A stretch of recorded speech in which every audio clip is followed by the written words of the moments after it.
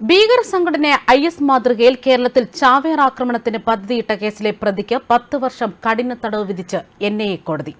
പാലക്കാട് കൊല്ലങ്കോട് സ്വദേശി റിയാസ് അബൂബക്കറിനാണ് കൊച്ചി NIA കോടതി 10 വർഷ കഠിന തടവും 1,25,000 രൂപ പിഴയും വിധിച്ചത്. വിവിധ വകുപ്പുകളിലായിട്ടാണ് ശിക്ഷ ലഭിച്ചിരിക്കുന്നത്.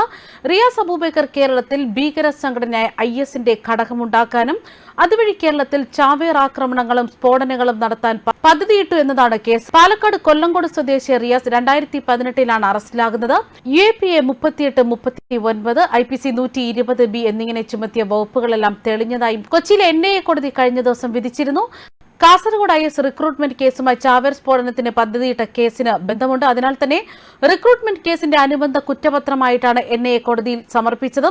ശ്രീലങ്കൻ സ്ഫോടന പരമ്പരയിൽ നിന്നും ആവേശം ഉൾക്കൊണ്ട് ലങ്കൻ സ്ഫോടനങ്ങളുടെ ആസൂത്രകനുമായി ചേർന്ന് കേരളത്തിലും ആക്രമണം ആസൂത്രണം ചെയ്യാനും ഇതിനായി യുവാക്കളെ റിക്രൂട്ട് ചെയ്യാൻ സമൂഹ മാധ്യമങ്ങൾ വഴി ശ്രമം നടത്തിയെന്നുമാണ് NIA കണ്ടെത്തിയത്. സ്ഫോടക വസ്തുക്കൾ വാങ്ങാനും സ്ഫോടകത്തിന് വേണ്ട ക്രമീകരണങ്ങൾ നടത്താനും റിയാസ് ഗൂഢാലോചന നടത്തിയെന്നും NIA കണ്ടെത്തിയിരുന്നു. 2016 കാസർഗോഡ് നിന്നും ISൽ ചേരാൻ പോയെന്ന് കരുതുന്ന 14 പേരെക്കുറിച്ചുള്ള അന്വേഷണത്തിനിടയിലാണ് റിയാസ് NIAയുടെ പിടിയിലാകുന്നത്. അഫ്ഗാനിസ്ഥാനിലെത്തിയ ഇവരുമായി റിയാസ് ബന്ധപ്പെട്ടിരുന്നുവെന്നാണ് NIA വ്യക്തമാക്കുന്നത്. IS നേതാവായ അബ്ദുൾ റഷീദ് അബ്ദുള്ളയുടെ നിർദ്ദേശപ്രകാരമായിരുന്നു റിയാസ് ചാവേർ ആക്രമണത്തിന് പദ്ധതി തയ്യാറാക്കിയത്.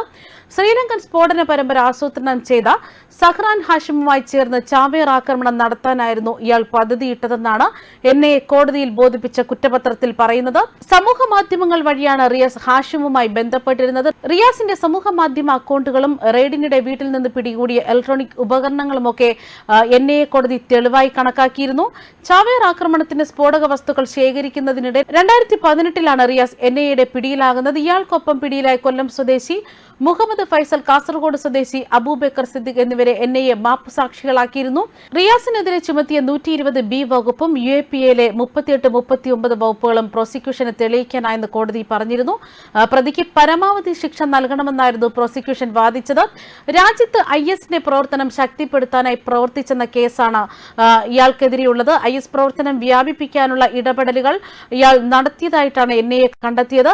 റിയാസ് അബൂബക്കറിന്റെ ചോദ്യം ചെയ്തതിൽ നിന്ന് ലഭിച്ച വിവരങ്ങളുടെ അടിസ്ഥാനത്തിലാണ് മറ്റുള്ള പ്രതികളെയും പോലീസ് അറസ്റ്റ് ചെയ്തത്.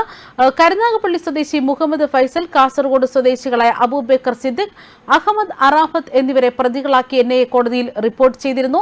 ശ്രീലങ്കയിൽ ഈസ്റ്റർ ദിനത്തിൽ സ്ഫോടനം നടത്തിയ തീവ്രവാദികൾ കേരളത്തിൽ ഉൾപ്പെടെ എത്തിയിരുന്നതായി മുൻപ് ശ്രീലങ്കൻ സൈനിക മേധാവി വ്യക്തമാക്കുകയായിരുന്നു. എന്നാൽ ഇക്കാര്യത്തിൽ NIAയോ അല്ലെങ്കിൽ കേരള പോലീസോ വിശദീകരണം നൽകിയിരുന്നില്ല.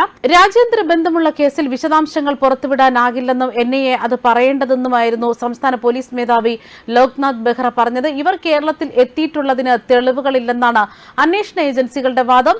പുതുവത്സര രാവിൽ കൊച്ചിയിലേതടക്കമുള്ള വിനോദസഞ്ചാര കേന്ദ്രങ്ങളിൽ സ്ഫോടനം നടത്താൻ പദ്ധതിയിട്ടിരുന്നതായിട്ടാണ് റിയാസ് അന്വേഷണ ഏജൻസിക്ക് മൊഴി നൽകിയത്. സ്ഫോടക വസ്തുക്കൾ സംഘടിപ്പിക്കാൻ ISുമായി ബന്ധമുള്ളവർ തന്നോട് നിർദ്ദേശിച്ചിരുന്നുവെന്നും വിദേശികൾ ഒത്തുചേർന്ന ഇടങ്ങളിൽ സ്ഫോടനം നടത്താനായിരുന്നു പദ്ധതിയെന്നും എന്നാൽ ഒപ്പമുള്ളവർ പിന്തുണച്ചില്ല എന്നായിരുന്നു റിയാസ് മൊഴി നൽകിയത്. ISൽ ചേരുന്നതിനായി കേരളത്തിൽ നിന്ന് സിറിയയിലേക്കും തുടർന്ന് അഫ്ഗാനിസ്ഥാനിലേക്കും പോയവരാണ് ഈ ആക്രമണം ആസൂത്രണം ചെയ്യാൻ തന്നോട് നിർദ്ദേശിച്ചതെന്നായിരുന്നു റിയാസിന്റെ മൊഴി. കൂട്ടാളികളിൽ നിന്ന് പിന്തുണ ലഭിക്കാതെ വന്നതിനെ തുടർന്ന് പദ്ധതികൾ സ്വയം തയ്യാറാക്കി വരികയായിരുന്നു. കേരളത്തിൽ ചാവേർ ആക്രമണത്തിന് റിയാസ് പദ്ധതിയിട്ടിരുന്നതായും ശ്രീലങ്കൻ സ്ഫോടനം ആസൂത്രണം ചെയ്ത സഹ്റാൻ ഹാഷിമിന്റെ ആരാധകനാണ് റിയാസ് എന്നുമായിരുന്നു അന്വേഷണ ഏജൻസികൾ കണ്ടെത്തിയത്. റിയാസിന് പുറമെ കാസർഗോഡ് സ്വദേശികളായ മറ്റ് 2 പേരെയും കൂടി പോലീസ് കസ്റ്റഡിയിൽ എടുത്തിരുന്നു. ന്യൂസ് ഡെസ്ക് കർമ്മ ന്യൂസ്.